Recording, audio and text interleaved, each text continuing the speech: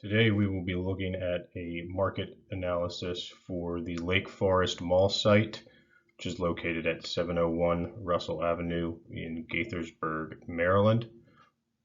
Here is a list of the topics we'll be covering today. You have the site location and condition, some demographic information regarding employment, population, and household characteristics in the primary market area, an office, residential, and retail market analysis, as well as a mixed use analysis, finishing up with the conclusion.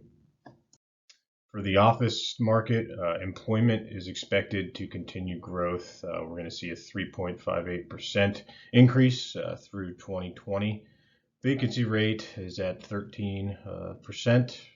We see an oversupply of older and outdated office buildings. They're on average around 28 years old in the current market.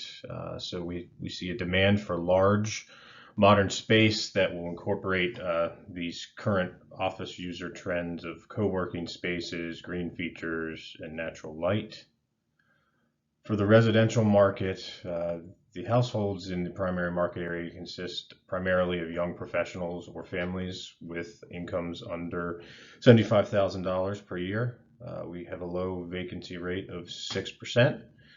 Current supply is older single-family homes and crowded apartments or condos that lack modern-day amenities. There's a demand for low-cost multifamily rental apartments or introductory single-family homes at affordable prices that both offer a generous amenity package and outdoor spaces. For the retail market, there's a large amount of existing supply in the primary market area. It consists of older neighborhood centers that lack fresh and unique tenants. We do see a demand for neighborhood goods and services and food and beverage retail. General merchandise, apparel, furnishings, and other retail is generally oversupplied in the market and not in demand. In conclusion, there's currently no supply of mixed-use developments in the PMA. The site is easily accessible by cars and is in close proximity to several forms of public transport in the forms of bus and train stops. Also, the site is large enough to build a mixed-use development and provide plenty of amenities and green space.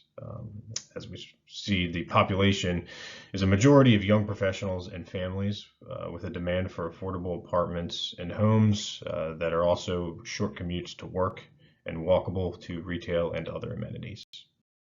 The site is 23 miles northwest of Washington, D.C., and is within 5 miles of both I-270 and the ICC. It's bordered by Montgomery Avenue, Lost Knife Road, Russell Avenue, and Odenhall Avenue. There's close forms of public transportation with a bus stop directly to the south of the site. There's a Gaithersburg MARC station close to the site, as well as a Shady Grove Metro station within 5 miles of the site. We see 3 airports within driving distance or 40 miles in Reagan, Dulles, and BWI. The surrounding area is primarily large-scale retail and residential. We see increases in crime against persons and property from 2018 to 2019. And it's a mediocre school district. The primary market area is best defined as a 5-minute drive to both the east and west of I-270 from Rockville in the south to Clarksburg in the north. The PMA includes the surrounding cities of Rockville, Redland, Gaithersburg, North Potomac, Kentlands, Montgomery Village, Germantown, and Clarksburg. The secondary market area is Montgomery County, Maryland, and it's bordered by the following counties of Frederick, Carroll, Howard, Prince George's to the north and east, Washington, D.C. to the south, and then the Potomac River to the west. The site is physically large enough for office, residential, or retail development. The site is flat and doesn't present any surface issues. There is trees, plants, and ponds surrounding the site on some sides that provide natural buffers from the surrounding roadways. There's currently a shopping mall with a large parking lot on site, as you can see to the picture on the right. There's no known environmental issues with the site. However, the site is zoned C2 commercial, which allows for office and retail, but not residential uses. The primary market area labor force has grown a little over 3% since 2010. The current unemployment rate is around 4%, and about half of the labor force is office using jobs. We're expecting to see an additional 2,150 office using jobs from 2010 to 2020. 5 of the top 6 employers in the PMA are federal government agencies or government contractors. And an overall employment trend, we see that office employment is expected to continue to grow over the next 5 years. However, it will be at a slower pace than the previous 5 years. The PMA population is expected to grow by 6% from 2015 to 2020. The median age is 36 years old, with 18 to 44-year-olds making up a majority of the population at a little over 40%. However, workforce age persons, which is the age of 18 to 64, account for almost 65% of the population. So the population trend we're seeing is that we have young and educated professionals and families that have been moving into the PMA. The PMA households is expected to grow by almost 6% in the next 5 years. The median household income is just a hair under $75,000. However, we do see that over 50% of the households in the PMA have a household income of under $75,000. The median household size is 2.82 persons, with households of 1 to 3 persons making over 70% of the total household number. A household trend we're seeing is this growing population of young families with income below $75,000 account for a majority of the households in this PMA. The first use we're going to cover in this market analysis is office. So the current supply in the PMA for office space is 91 existing buildings with an average age of 28 years old. There's a lot of old building systems and outdated looks and features, as you can see by the photo on the right-hand side. We have 15.6 million square feet of current inventory at a 13% vacancy rate. The average per square foot rent is a little over $26. The PMA makes up 22% of Montgomery County's total office space, but does account for 63% of the county's office absorption. So even with the old and outdated office space, the PMA does show strong absorption rates for office. There is some new construction activity expected in the future for the office market. We have 19 planned office buildings, 5 million square feet in inventory, with 43% of it already pre-leased. The average per square foot rent is $45, which is almost $20 more than the existing office space per square foot rent. Again, the PMA accounts for 22% of Montgomery County's future office pipeline, and a majority of the planned buildings are larger footprint buildings with 5 or more stories and state-of-the-art amenities. The next thing I looked at for the office market was the demand and capture rate. I determined the capture rate by using 2 different sizes of office buildings and comparing them to the other buildings of similar sizes within the existing and proposed office space stock. The first type of building I did was under 5 floors and under 130,000 square feet. And that came to a capture rate of 9.54%. The second building type I used was a larger footprint of 5 or more floors and over 250,000 square feet. That had a capture rate of 6.81%. So given those 2 capture rates, I determined that a larger office building with 5 or more floors and larger square footage would have to capture a less of a percentage of the total office market and would be in more demand than the smaller building type as long as it offered all the current office user trend amenities. My recommendations for office building in this market would be a larger building that has 5 or more floors and 250,000 or more square feet. It's in a great location. It's easily accessible from major roadways via car, and there's a bus stop directly south of the site. And additionally, it's fairly close to metro and train stops throughout the region, and it is driving distant to several airports. I think the target price should be around $40 per square foot. 45 per square foot is the asking price for office buildings that are planned in the future. And again, that's $20 more than the current stock price, but I don't think that will be an issue if you're building a brand new building with state-of-the-art facilities. I think you need to target tenants that are in the government industry, since 5 of the top 6 employers are in the government industry. And also the neighborhood, there's many services and amenities that would be attractive to office workers, such as restaurants and coffee shops. And there's also ample space on site to provide green space or amenities for the office users. Next, I took a look at the residential market. Given the expected population and household growth through 2020, there will be a shortage of residential inventory in the PMA. The current supply is made up of 43.5% multifamily apartments, 41% single-family homes, and 15% multifamily condos. The vacancy rate is low at 6%, but higher for apartments, almost 10%, than the single-family homes, which are at 3.25%. The average monthly mortgage cost is $825 higher than the average rental cost in the PMA. Multifamily apartments in the PMA are a majority of high-density buildings with very minimal community amenities offered.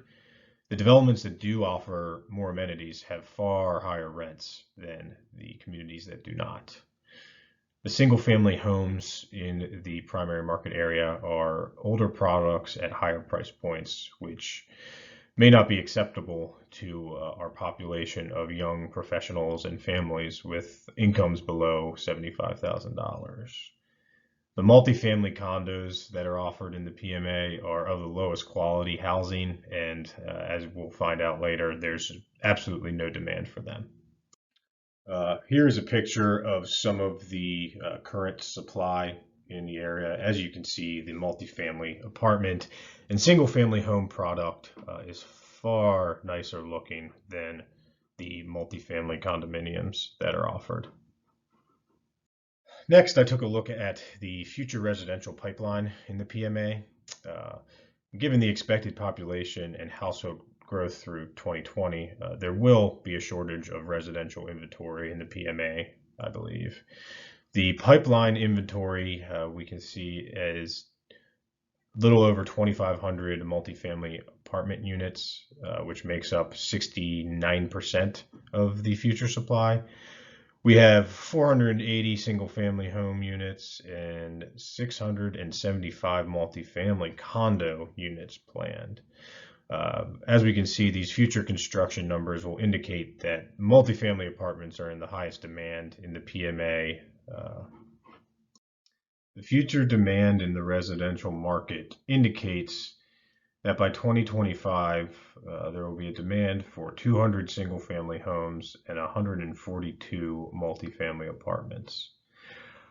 There will be an oversupply of multifamily condominiums, given the current rate of construction and the fact that people don't want to buy condos. If they're going to live in a small space, they would prefer to rent before they ultimately end up purchasing a single-family home.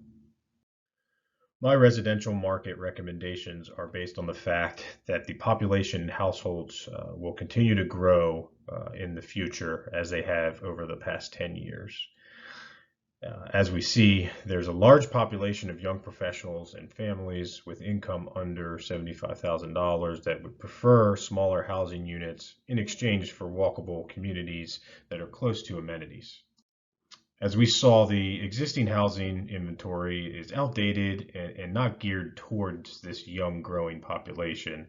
The multifamily apartments are extremely dense and offer little to no amenities. The single family homes are older and have much higher price points than these families can afford. And the multifamily condos are of lowest quality and are not demanded in the PMA. The first option that I think would be great for this site is a low density apartment complex with high-end amenities on site with a lot of outdoor space. So pool, tennis, walking trails, dog park. This would be able to command above market rents and lease up quickly without any issues given the other apartment communities in the PMA. The second option, which I think would be an interesting opportunity, would be a single family home development with introductory housing at affordable price points for these families that offers on-site amenities that are not replicated elsewhere in the PMA.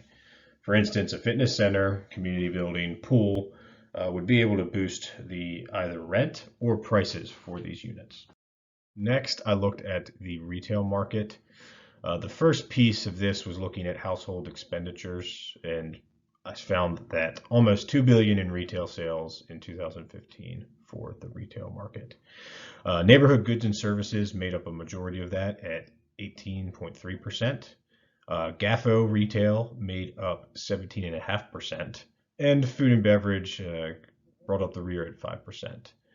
Now remember, the population is a majority of young professionals and families, so they are probably purchasing more necessities for their families, suggesting that the neighborhood goods and services will continue to remain stable or even grow in the future.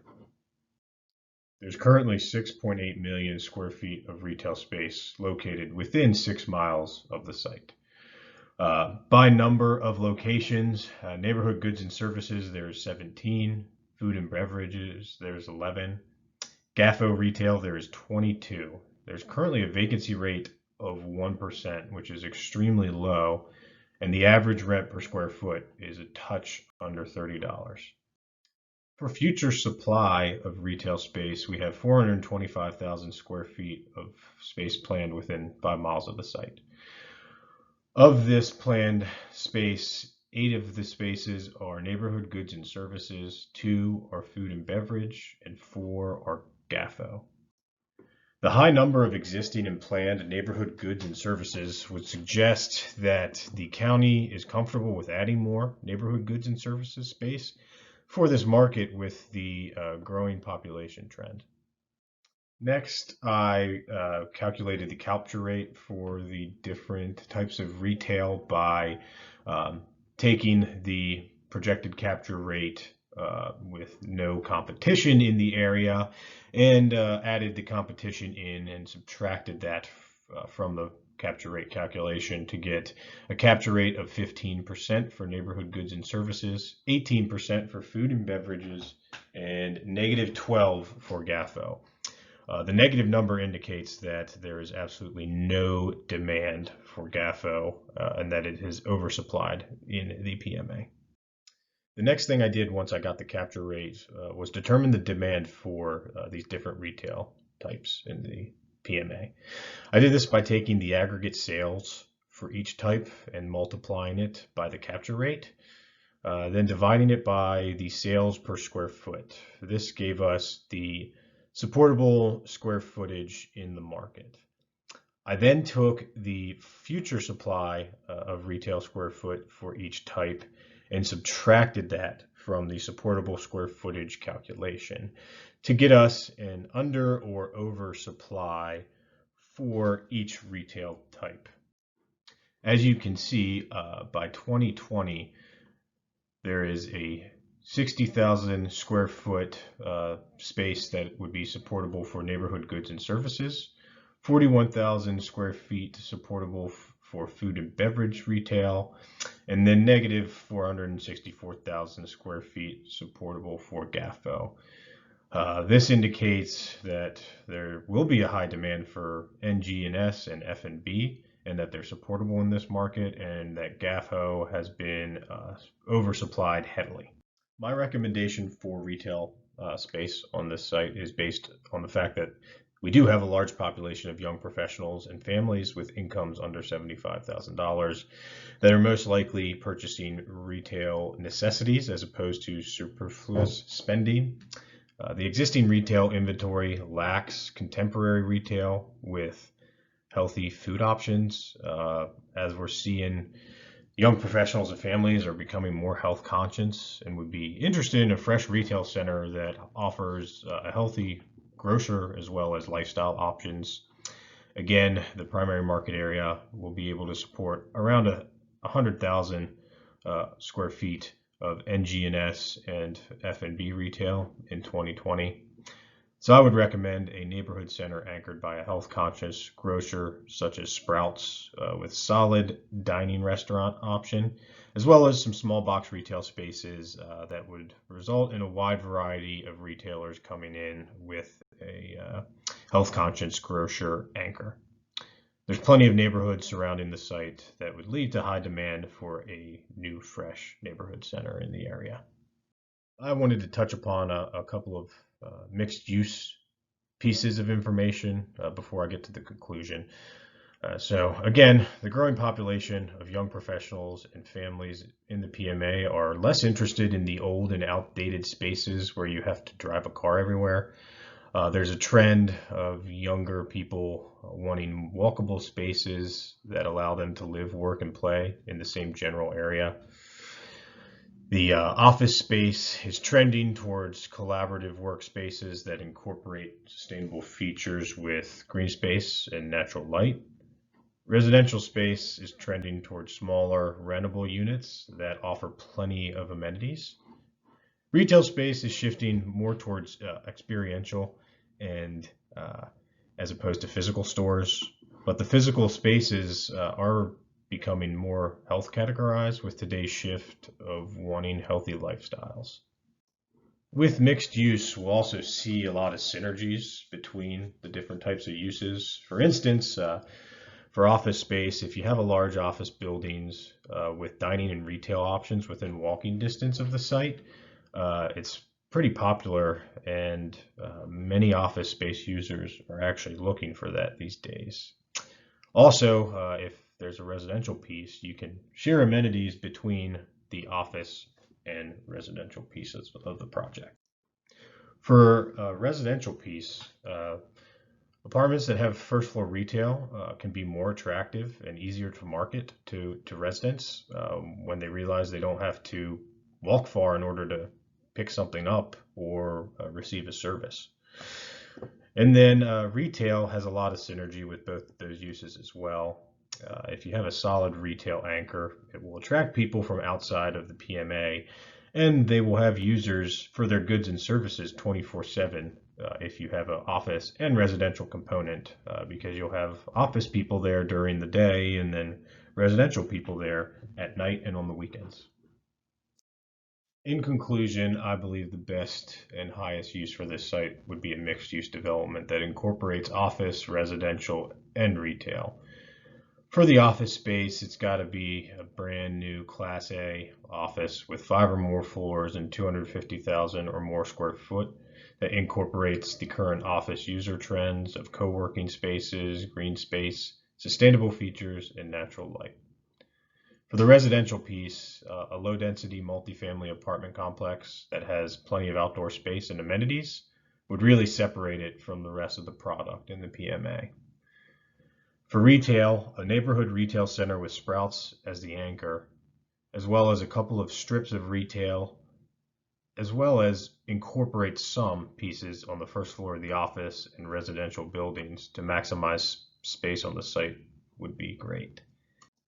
Also, the size of this site gives it the ability to offer green spaces and community amenities that are not seen elsewhere in the PMA, and would be a huge marketing piece that would make this site extremely attractive.